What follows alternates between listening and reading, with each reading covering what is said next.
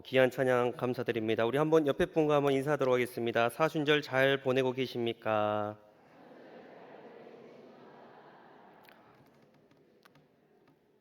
예, 사순절 잘 보내고 계십니까? 오늘 말씀은 창세기 12장 1절에서 4절의 말씀을 통해서 길 위에 맺어진 열매들이란 제목으로 말씀을 좀 나누길 원하는데요. 제가 신대원을 다닐 때 구약학 교수님께서 학생들을 이렇게 모아놓고요. 이런 질문을 하신 적이 있습니다. 만약 여러분들이 창세기의 기자라고 한다면 여러분들은 창세기의 제목을 뭐라고 정하시겠습니까? 라는 질문이었습니다. 우리가 신년이 되면 가장 많이 읽어보는 창세기. 여러분들에게도 한번 질문을 해보겠습니다. 만약 여러분들이 창세기의 기자라고 한다면 이 창세기의 제목을 뭐라고 정해 보시겠습니까? 예, 답변해 주셔서 감사합니다. 사실 창세기 구조를 살펴보면요. 1장, 2장의 말씀은 천지를 창조했던 창세기의 말씀입니다. 그리고 3장부터 50장까지의 말씀은 스토리가 진행되고 족보가 딱 나오고요. 또 스토리가 진행되고 족보가 10개나 등장하면서 사실 창세기만큼 족보를 강조하는 책도 없습니다. 그래서 우리 그 구약학 교수님께서요. 사실 창세기는 족보의 책이다 이런 말씀을 하신 적이 있는데 오늘 말씀은 이게 말씀을 따라가는 족보와 사람을 따라갔던 그 두 족보를 가지고요. 우리가 오늘은 이런 관점으로 말씀을 살펴보길 원하는데요. 우리 오늘 본문 4절이 이렇게 시작되고 있습니다. 우리 4절 한번 같이 읽겠습니다. 이에 아브라함이 여호와의 말씀을 따라갔고 롯도 그와 함께 갔으며 아브라함이 하란을 떠날 때에 75세였더라. 지금 하나님께서는 창세기 12장 1절에서 3절의 말씀을 통해서 아브라함을 부르시고 나서 이 아브라함에게 선언하셨습니다. 내가 너를 복되게 하고 내 인생을 창대케 하리라. 이것은 전적인 하나님의 선언이었습니다. 그리고 4절의 말씀은 이 아브라함이 역사에 등장하게 되면서요. 이 아브라함이 무엇을 했는가? 오늘 말씀에 보면 그 아브라함은요. 성경이 기록되었을 때 가장 먼저 했던 것이 말씀을 따라갔다라고 나옵니다. 그래서 이 말씀을 따라갔던 아브라함은 무엇을 하든 어떤 상황이든지 간에 말씀을 따라가며 그 말씀 가운데 예배드리는 삶을 보게 됩니다. 그래서 7절 8절이 이렇게 이어지고 있는데요. 여호와께서 아브라함에게 나타나 이르시되 내가 이 땅을 네 자손에게 주리라 하신지라. 자기에게 나타나신 여호와께서 그가 그곳에서 제단을 쌓고 거기서 베델 동쪽 산으로 옮겨 장막을 치니 서쪽은 베델이요 동쪽은 아리라. 그가 이곳에서 여호와께 제단을 쌓고 여호와의 이름을 부르더니 지금 말씀해 보면 아브라함이라는 사람은요 제단을 쌓았습니다. 아브라함은 말씀을 따라가다 보니까요 그가 무엇을 하든지 간에 그의 삶 가운데는 이 예배드리는 모습을 보게 됩니다. 말씀을 따라가는 인생, 하나님을 경외하는 인생, 그 인생은 어떤 상황이든 무슨 환경이든지 간에요 그는 예배를 드리는 삶을 보게 됩니다. 근데 이런 것은 그냥 평상시뿐만 아니라 자신이 성공할 수 있는 기회, 뭔가 출세할 수 있는 기회, 뭔가 이런 성공의 기회가 찾아왔었을 때도 그의 모습의 이 신앙의 법칙은요 변하지 않았습니다. 우리 창세기 13장 우리 14절에서 17절인데요. 우리 같이 한번 읽어보겠습니다. 우리 13장 14절에서 17절입니다. 롯이 아브라함을 떠난 후에 여호와께서 아브라함에게 이르시되 너는 눈을 들어 너 있는 곳에서 북쪽과 남쪽과 그리고 동쪽과 서쪽을 바라보라. 보이는 땅을 내가 너와 네 자손에게 주리니 영원히 이르리라. 내가 내 자손이 땅의 티끌 같게 하리니 사람이 땅의 티끌을 능히 셀 수 있을진데 내 자손도 세리라. 너는 일어나 그 땅을 종과 횡으로 두루 다녀보라. 내가 그것을 내게 주리라. 지금 창세기 12장의 말씀은요. 하나님께서 아브라함에게 약속의 땅, 가나안 땅을 주신다는 말씀이었습니다. 그런데 이 아브라함이 이 가나안 땅에 딱 왔었을 때 이 가나안에는요. 기근이라는 게 찾아왔습니다. 그래서 12장의 말씀에 보면 이 아브라함은 애굽으로 피신했던 것을 보게 되는데 방금 읽었던 이 13장의 말씀은 그 애굽에서 기근이 다시금 회복되니까요. 가나안 땅으로 다시금 돌아온 말씀입니다. 그런데 막상 이 가나안 땅에 돌아왔다 보니까요. 큰 문제가 생겼습니다. 자신이 같이 다녔던 조카 롯과 자신의 이 목축업을 했던 관계인데 수많은 이런 목축업의 일들을 통해서요, 서로 다투는 일이 이렇게 막 발생했습니다.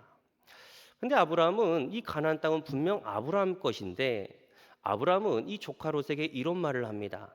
조카 롯아, 네가 좌하면 내가 우할 것이고 네가 우하면 내가 좌할 것이다.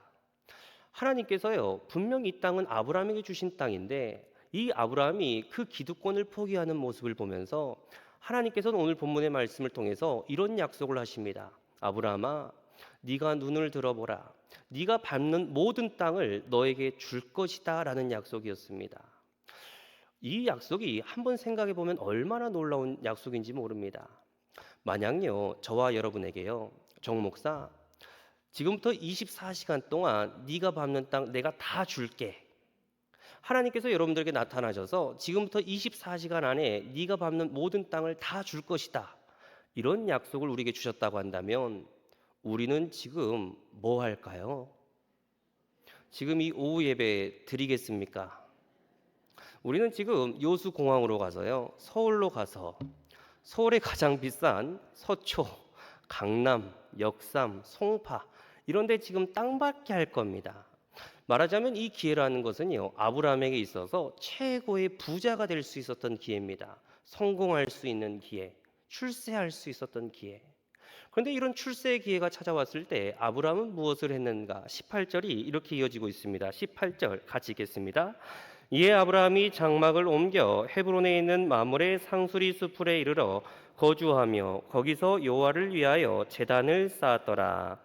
지금 아브라함은요, 헤브론 마므레라는 곳을 가게 되는데 여기서 헤브론이라고 했던 이 지명은 지명이기도 하지만요, 다른 이름은 교제의 자리라는 의미를 가지고 있습니다.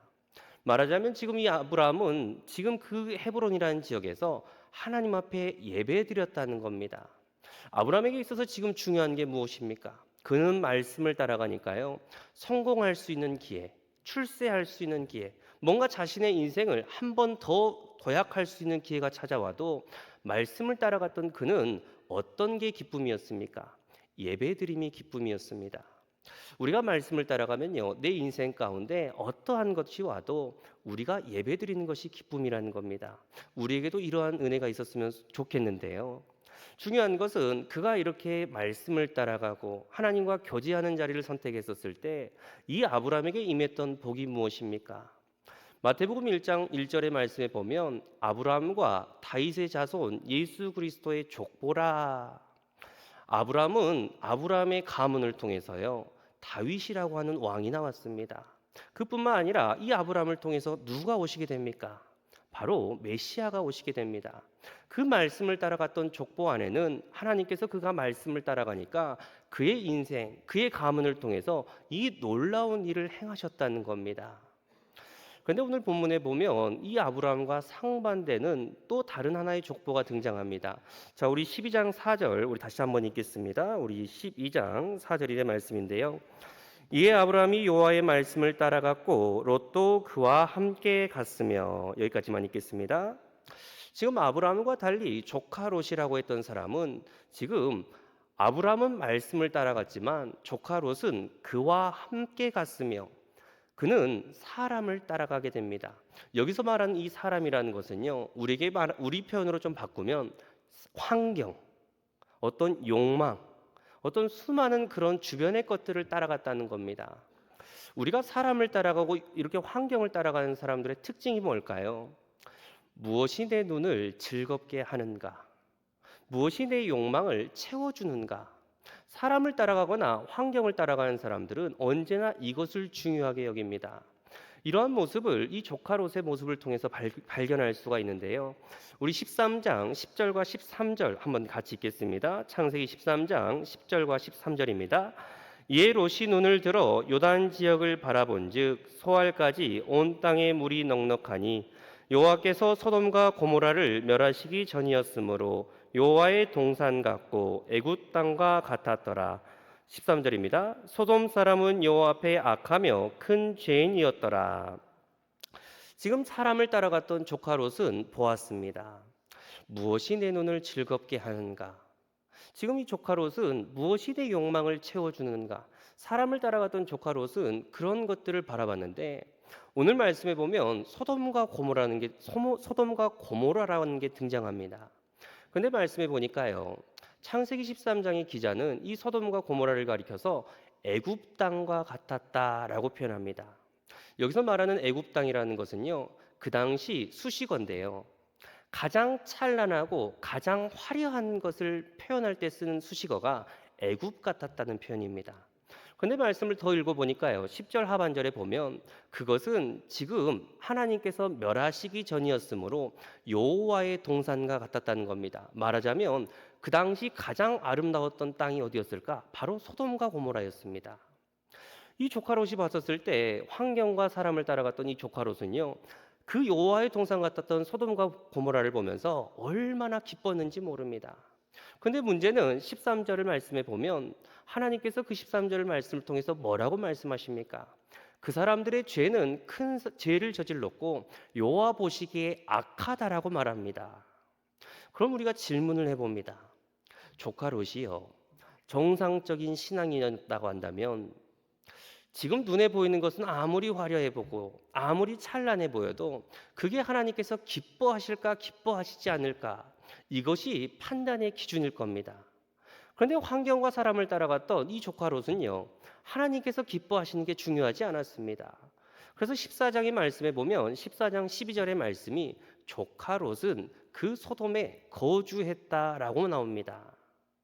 사람과 환경을 따라갔던 그 사람은 여호와 보시기에 중요한 게 아니라 내가 무엇을 만족해 하는가 지금 그것을 따라가게 됩니다. 그럼 우리가 이런 질문을 해보는데요. 사람을 따라가고 환경을 따라가고 내 욕망을 따라가는 사람들의 결론은 무엇일까요? 우리 19장 1절이 이렇게 이어지고 있습니다. 우리 19장 1절 한번 좀 같이 읽겠습니다. 19장 1절입니다. 저녁 때에 그 두 천사가 소돔에 이르니 마침 롯이 소돔 성문에 앉아 있다가 그들을 보고 일어나 영접하고 땅에 엎드려 절하며. 지금 창세기 기자는요. 조카 롯이 그 성문 옆에 있었다라는 표현을 쓰는데요. 고대 근동의 문화에서는 우리가 영화를 보거나 다큐멘터리를 보면 성문 옆이라고 하는 이 지역에는 아무나 앉아 있을 수 없었습니다. 당시 이 성문 옆에 앉아 있을 수 있었던 두 부류가 있는데 첫 번째는 재판관들입니다. 그래서 우리가 고대 영화를 보면 그 성문 옆에 재판관들이 앉아서 사람을 치리하는 모습을 보게 됩니다. 그리고 두 번째 성문 곁에 앉아 있을 수 있었던 부류의 두 번째는요. 큰 부자가 된 사람은 그곳에 있을 수 있었습니다. 그런데 우리가 생각해 보면 이 조카롯이 성문 옆에 앉아 있다는 이 표현이요. 재판관이 되었다는 표현일까요? 아니면 부자가 되었다는 표현일까요? 부자가 되었다는 표현입니다. 그럼 우리가 이런 생각을 해보게 되는 겁니다. 목축업을 하던 사람이 그 당시 제일 찬란하고 가장 화려했던 그 지역에서 부자가 되었다. 도대체 어떻게 하면 그가 부자가 될 수 있었을까요? 저는 6년 동안 완도라는 지역에서 이렇게 사역을 했던 적이 있는데 그 완도 사람이 지금 서울 강남에 가서 빌딩을 세웠다. 그럼 그 사람이 빌딩을 세우기 위해서 이 세상이 말하는 규칙, 이 세상이 말하는 질서, 그런 것들을 다 지키며 행하면 그가 부자가 될 수 있을까요? 그렇지 않습니다. 그는 수단과 방법을 가리지 않고 내 욕망대로, 내 눈을 즐겁게 하는 대로 그는 그런 인생을 살았던 것을 유추해 볼 수 있습니다. 왜 그러냐면 그의 딸들을 보면 알 수 있습니다. 창세기 19장의 말씀에 보면 이제 소돔과 고모라가 멸망당하게 되는데 사람들이 이제 없게 되자 그의 딸들이었던 그 두 딸은 내 배필, 내 결혼할 상대를 찾게 됩니다. 근데 이 조카 롯의 두 딸들이 어떤 일을 행합니까? 자신의 아버지에게 술을 먹이고요. 자녀를 낳기 위해서 그 아버지와 동침하게 됩니다. 우리말로 하면 근친상간을 하게 되는데 그 조카 롯을 통해서 그리고 그 딸들을 통해서 낳았던 자녀들이 누구입니까? 성경은 그 족속을 모압 족속, 암몬 족속이라고 말합니다. 말하자면 그 아버지가 수단과 방법을 가리지 않았던 그 모습이 자녀들에게 그대로 답습된 겁니다. 그러니까 욕망을 따라가는 사람, 환경을 따라가는 사람은요, 큰 부자가 될 수 있지만 그 결론이라는 게 뭡니까? 신명기 23장은 그 모압과 암몬을 이렇게 규명합니다. 자, 우리 한번 23장, 우리 신명기 23장 3절에서 6절의 말씀인데요. 우리 같이 한번 읽겠습니다. 신명기 23장 3절에서 6절입니다. 암몬 사람과 모압 사람은 여호와의 총에 들어오지 못하리니 그들에게 속한 자는 10대뿐 아니라 영원히 여호와의 총에 들어오지 못하리라. 그들은 너희가 애굽에서 나올 때에 떡과 물을 너희를 길에서 영접하지 아니하고 메소포타미아의 부돌 사람 부올의 아들 발람에게 뇌물을 주어 너희를 저주하게 하려 하였으나 내 하나님 여호와께서 너를 사랑하심으로 내 하나님 여호와께서 발람의 말을 듣지 아니하시고 내 하나님 여호와께서 그 저주를 변하여 복이 되게 하셨나니 내 평생에 그들의 평안함과 형통함을 영원히 구하지 말지니라. 지금 이 환경과 사람을 따라갔던 족보의 결론이 뭡니까? 그들은 부자가 될 수는 있었지만요, 이 모압과 암몬은 하나님의 역사가 이끌어가는 그 현장 가운데 언제나 이스라엘의 발목을 잡았습니다. 그리고 이 신명기 23장의 말씀에 보면 지금 그들을 향해서 뭐라고 말합니까? 그들의 10대뿐만 아니라 그들은 영원히 총에 들어오지 못할 거다. 여호와의 총에 들어오지 못하는 족속이 모압과 암몬 족속입니다. 그리고 6절의 말씀에 보면 너희들은 그들의 형통함을 위해서도 기도하지 말라, 평안함을 구하지 말라 이런 말을 합니다. 그러니까 지금 성경의 기자가 말씀을 따라갔던 족보는 그 말씀을 따라간 그 족보를 통해서 어떤 일이 일어난다고 말합니까? 아브라함이 말씀을 따라갔더니 그 아브라함을 통해서 다윗이 나오게 되고 메시아가 나오게 되고 하나님의 그 놀라운 은혜가 있었다. 그런데 그와 반대로 사람을 따라갔던 족보는 어떤 일이 일어납니까? 그가 부자는 되었습니다. 하지만 그의 인생은 여호와의 총에 들어오지 못하는 가문이 되었다는 겁니다. 우리가 이 하나의 질문을 갖기 위해서 우리가 지금 말씀을 살펴봤는데 창세기 기자가 지금 얘기하는 게 뭘까요? 무엇을 따라가냐에 따라 그 길 가운데는 반드시 그에 맞는 열매가 맺혀진다는 겁니다. 그럼 우리가 스스로 한번 질문해 봐야 되는데요. 우리 스스로에게 한번 자문해 보십시다. 우리는 무엇을 따라가고 있습니까? 우리는 지금 무엇을 따라가고 있습니까? 우리가 한번 잘 생각해 보면요. 어떤 사람들은 평상시에는 이런 괜찮은 그룹이 있습니다. 근데 어떤 사람이 그 그룹에만 딱 들어가면 갑자기 그 그룹이 소문의 근원지가 되는 그룹이 있습니다. 내가 그곳에 가니까요. 또 어떤 사람이 있습니다. 그 사람이 또 그 그룹은 평상시에는 괜찮았는데 그 그룹에 딱 들어가니 갑자기 그곳이 정치판이 되기도 합니다. 또 우리가 어떤 사람이 있었는데 그 사람이 갑자기 그 그룹에 들어갑니다. 평상시에는 괜찮았는데 그 사람만 딱 들어가면 그곳이 갑자기 부동산 열풍을 조장하는 그런 투기의 장이 되기도 합니다. 무엇을 따라가냐에 따라 그 사람, 그 무리, 그 사회가 어떠한 열매가 맺혀진다는 겁니다. 우리는 무엇을 따라가야 될까요? 오늘 사순절 기간을 통해서 우리는 예수 그리스도를 따라가고 십자가를 따라가야 됩니다. 우리가 믿는 하나님은 어떤 하나님이십니까? 하나님께서는 사도 요한을 통해서 이런 말씀을 하십니다. 요한일서 4장의 말씀인데요. 7절 8절입니다. 사랑하는 자들아 우리가 서로 사랑하자. 사랑은 하나님께 속한 것이니 사랑하는 자마다 하나님으로부터 나서 하나님을 알고 사랑하지 아니하는 자는 하나님을 알지 못하나니 이는 하나님은 사랑이심이라. 지금 사도 요한이 이 하나님을 가리켜서 뭐라고 표현합니까? 하나님은 사랑이시다. 예수님은 어떤 분이십니까? 사랑이라고 말하는 그 사랑을 몸소 나타내서 이 땅 가운데 보여주셨습니다. 그럼 우리가 하나님을 믿고 그 사랑을 따라가는 우리들은 우리의 삶을 통해서 뭐가 나타나겠습니까? 당연히 주님을 따라가면 우리의 삶을 통해서요, 주님께서 보여주신 사랑의 열매, 순종의 열매, 섬김의 열매, 우리가 이러한 것들이 나타나야 됩니다. 중요한 것은 내가 지금까지 어떤 길을 살았냐는 게 중요한 게 아닙니다. 내 남은 인생이요, 말씀을 따라가고 십자가를 따라가고 하나님을 따라감으로써 내 삶을 통해서 하나님께서 기뻐하시는 귀한 열매들이 주렁주렁 맺히는 저와 여러분 인생 되시기를 주님의 이름으로 축원합니다.